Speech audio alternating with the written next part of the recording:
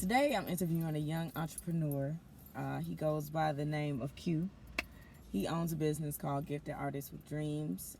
It entails doing logos, clothing. This is one of his sweatshirts he did as well as own design. We're actually out here at the Montrose Street Market. I told you guys a little bit about that already. He's become the creative director for another clothing line actually called the Underrated Pioneers. Yeah, so they're out here selling some merchandise, but I just wanted to get a few questions in with him, with y'all. So y'all can hear a few, I guess, pointers or something like that from him. So his IG is Gifted Artists with Dreams. It's a Z at the end. Go check him out as well. You can also check out his Facebook. On Facebook Market, it goes by MARQUETTE Hawthorne. Sorry, Chicago came out of me. How we know each other, actually, we both lived in Atlanta, but oddly enough, we both grew up in the same area, but we just never knew each other. So it was real easy for us to click together. We've been knowing each other for about 7 to 8 years, maybe, or something like that. We now both live in Houston. That's where our headquarters is for both of our businesses. I guess I want to get into, how did you begin this business? From wrecking your car. No, but yeah, real shit. Like when I got my DUI or whatever, shit. When I got home, I just was like, shit, I gotta figure something out, and I just had to figure out what it was and shit. I've been an artist since birth, since long as I can remember, been drawing and stuff like that, and shit. I just decided to take my passion and turn it into my dream, my wildest dreams. You know what I mean? So the title "Gifted Artists with Dreams" it actually came from Pat. And shout out to Pat.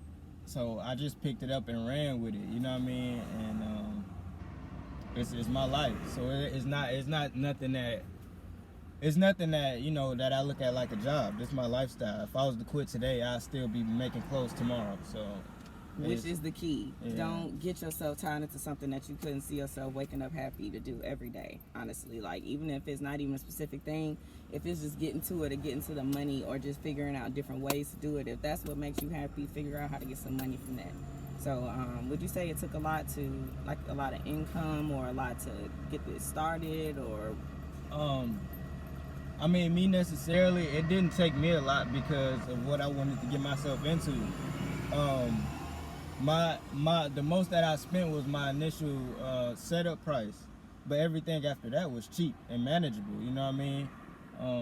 That probably was my biggest purchase.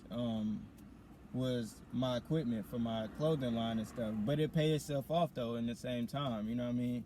Right. So I probably paid that off within the first couple months. You know what I mean? So right, because people shouldn't get discouraged. Your first year of your business will be your struggle year. Yeah, you will probably won't see nothing from it. And this is from me being in my first year. I think he's more so like years into his. So, matter of fact, I started in 2016. My bad. I started in 2016, and just now it's starting to pick up. Like just now, everything is starting to go its course. But even still with that, like I'm just now starting to take my stuff even more serious. You know what I mean? I just quit my job earlier in the year just to go full time for this. So it's real. You know what I mean? All for it. Yeah.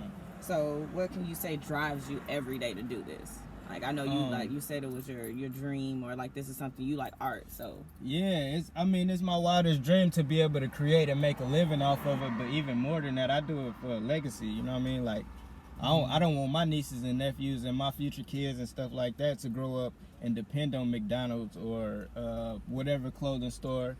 Want them to wake up and then not care, you know what I mean, what they got to go through to get to work or how much they getting paid, you know what I mean. Like I want to teach my family how to own and build a legacy upon it, you know what I'm saying. Even my friends, you know what I'm saying, show them how to, take their life into their own hands and just grow like that.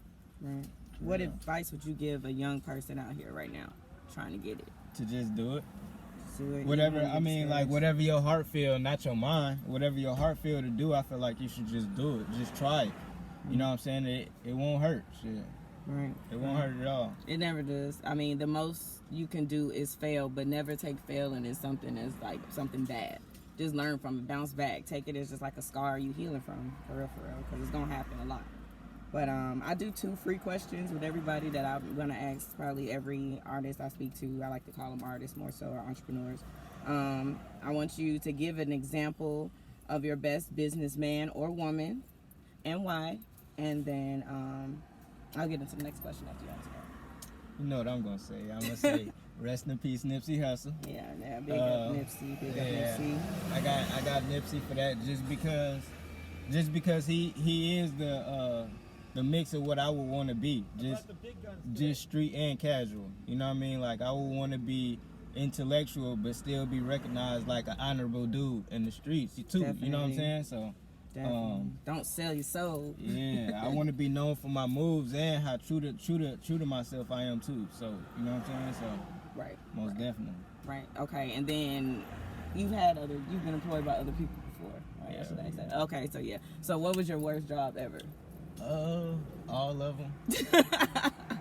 All of them. I quit all majority of my jobs. I quit. Fuck yes, y'all I too. told you. I'm 30 plus in, and I have no fucking I can't count. I don't know how many I had.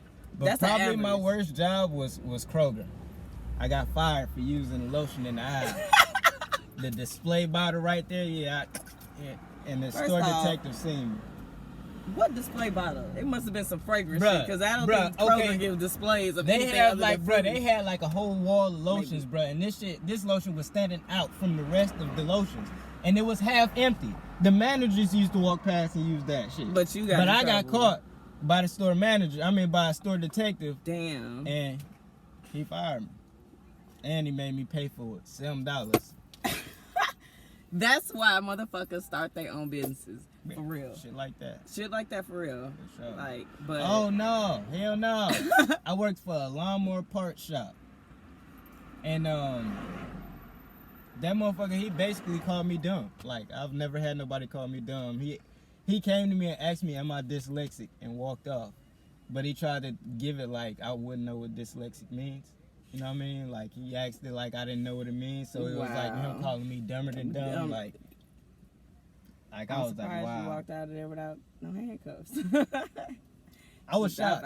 I was shocked for about 5 minutes. Like, my mouth was open for about 5 minutes. It baffles you. Like, I've had a general manager put me in a position where he tried to, I guess, question if I knew how to spell or my ability to type. I don't know what he was trying to get at, but asked me, are you dyslexic? Like, the fuck? Like, he called me in because it was doing like a fast pace. Let people know I used to be a bartender for a long time. So when we have things called pops, that's usually when a bunch of people rush you at one time. So I had one of these pops going on at the time.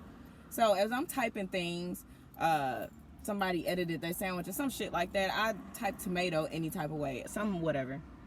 He has the audacity to send another server out or to the bar to come get me to come back there, and proceeds to ask me how to spell 5 different words that that contain maybe 5 to 6 letters at the most each one. And I'm just like, where the hell are you getting this? Like, what is this coming from? And he goes and pulls this ticket and like, this isn't how you spell tomato. I don't know how you spell it, but are you fucking kidding me? And then to do it in front of everybody in the restaurant, you are trying to embarrass me on purpose. Like, you trying to get spit on at this point. So, another reason why I left working for another fucking employer, because it's people out here just clocking a payment and not respecting that people are still human beings at the end of the day. But yeah, on a better note, yeah, that really concludes my interview. I don't really like to hold a lot of people's time. People got to get back to stuff. That was wonderful. Did you have anything to say? Anybody shout your page, all your business again? Yeah, shop my hoodies. I gotta go though. They selling like hotcakes. Appreciate y'all.